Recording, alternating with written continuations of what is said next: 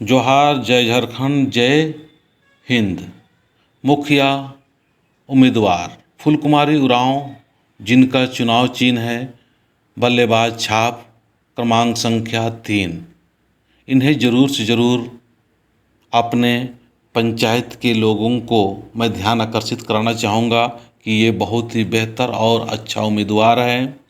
फूलकुमारी उरांव को आप लोग ध्यान देते हुए अपने पंचायत के मुखिया के रूप में नियुक्त करें।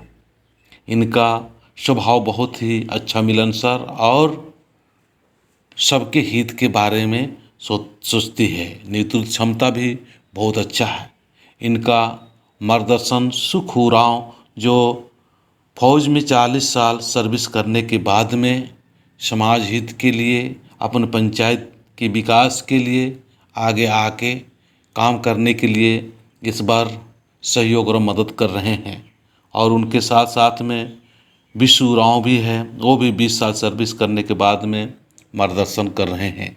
तो आइए हम सभी लोगों ने अपने अपने क्षेत्रों में अच्छे और सच्चे और ईमानदार उम्मीदवार को खड़ा करके नेक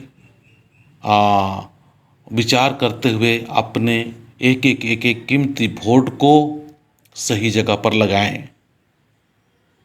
आप लोग ध्यान देना, फूलकुमारी उरांव जिनका बल्लेबाज छाप है, उनके चुनाव चिन्ह पर मुहर लगाकर भारी से भारी संख्या में विजय बनाने का कोशिश करें।